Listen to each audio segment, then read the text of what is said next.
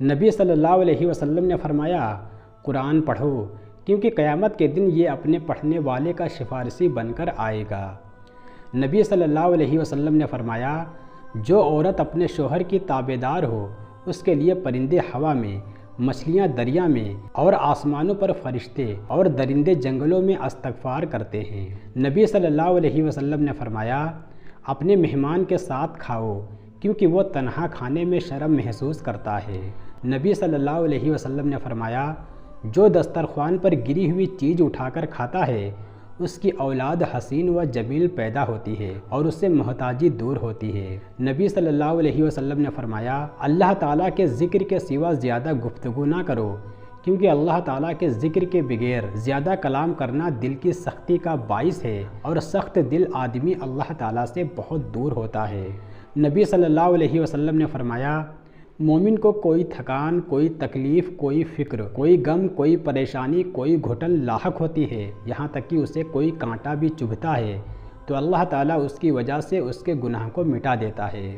نبی صلی اللہ علیہ وسلم نے فرمایا جنت میں دھوکے باز داخل نہیں ہوگا اور نہ ہی احسان جتلانے والا اور نہ ہی بخیل۔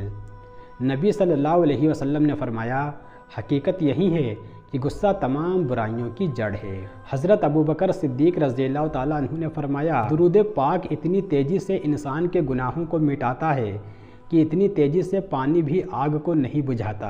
اور اپنے نصیب پر مت رویا کرو کیونکہ تم بہت خوش نصیب ہو کہ محمد صلی اللہ علیہ وسلم کے امتی ہو۔ نبی صلی اللہ علیہ وسلم نے فرمایا تم سچائی کو لازم پکڑو اور ہمیشہ سچ بولو کیونکہ سچ بولنا نیکی کے راستے پر ڈال دیتا ہے اور نیکی جنت تک پہنچا دیتی ہے۔ نبی صلی اللہ علیہ وسلم نے فرمایا نمازوں میں ایک نماز ایسی ہے کہ جس سے وہ چھوٹ جائے گویا اس کا گھر بار سب برباد ہو گیا اور وہ ہے عصر کی نماز۔ نبی صلی اللہ علیہ وسلم نے فرمایا اللہ تعالیٰ سے ڈرو، عورتوں کے معاملے میں ان کے حقوق ادا کرو۔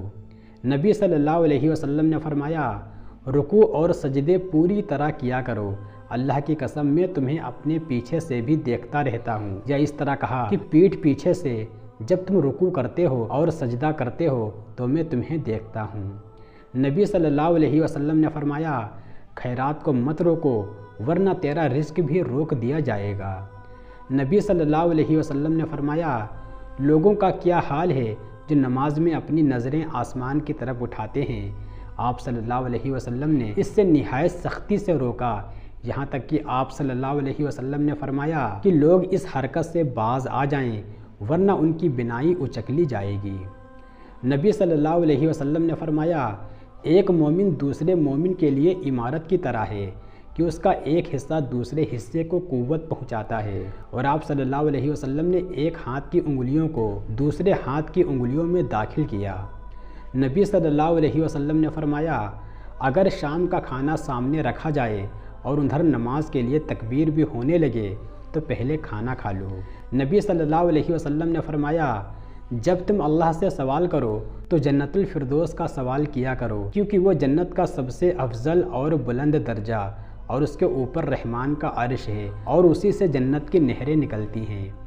نبی صلی اللہ علیہ وسلم نے فرمایا جس کی نماز عصر چھوٹ گئی گویا اس کا گھر اور مال سب لٹ گیا۔ نبی صلی اللہ علیہ وسلم نے فرمایا جس شخص نے سورہ فاتحہ نہیں پڑھی اس کی نماز نہیں ہوئی۔ نبی صلی اللہ علیہ وسلم نے فرمایا میں نماز دیر تک پڑھنے کے ارادے سے کھڑا ہوتا ہوں لیکن کسی بچے کے رونے کی آواز سن کر نماز کو ہلکی کر دیتا ہوں کیونکہ اس کی ماں کو جو نماز میں شریک ہوئی تکلیف میں ڈالنا برا سمجھتا ہوں۔ نبی صلی اللہ علیہ وسلم نے فرمایا جب امام آمین کہے تو تم بھی آمین کہو کیونکہ جس کی آمین فرشتوں کی آمین کے ساتھ ہو گئی اس کے پچھلے تمام گناہ معاف کر دیے جائیں گے۔ نبی صلی اللہ علیہ وسلم نے فرمایا جس شخص کو قربانی کی وسعت ہو اور وہ قربانی نہ کرے تو وہ ہماری عیدگاہ کے قریب نہ بھٹکے۔ نماز کے لیے تکبیر کہی گئی تو نبی پاک صلی اللہ علیہ وسلم نے اپنا منہ مبارک ہماری طرف کیا اور فرمایا کہ اپنی صفیں برابر کر لو اور مل کر کھڑے ہو جاؤ، میں تم کو اپنی پیٹھ کے پیچھے سے بھی دیکھتا رہتا ہوں۔ نبی صلی اللہ علیہ وسلم نے فرمایا میری امت میں سب سے زیادہ میری امت پر رحم کرنے والے ابو بکر صدیق ہیں۔ اللہ کے دین میں سب سے زیادہ سخت اور مضبوط حضرت عمر ہیں۔ حیا میں سب سے زیادہ حیا والے حضرت عثمان غنی ہیں۔ سب سے بہتر قاضی حضرت علی رضی اللہ تعالیٰ عنہ ہیں۔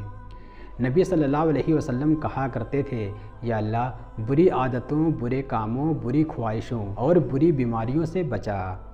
نبی صلی اللہ علیہ وسلم نے فرمایا، اللہ تعالیٰ تمہارے جسموں اور شکلوں کو نہیں دیکھتے بلکہ تمہارے دلوں اور اعمال کو دیکھتے ہیں۔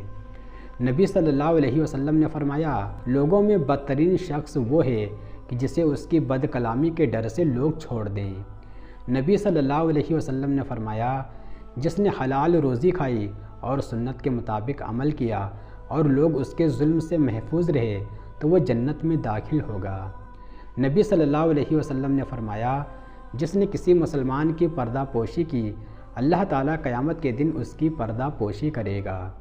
نبی صلی اللہ علیہ وسلم نے فرمایا، تم اللہ تعالیٰ سے ایسی حالت میں دعا کیا کرو کہ تم قبولیت کا یقین رکھا کرو اور یہ جان رکھو کہ اللہ تعالیٰ غفلت سے بھرے دل سے دعا قبول نہیں کرتا۔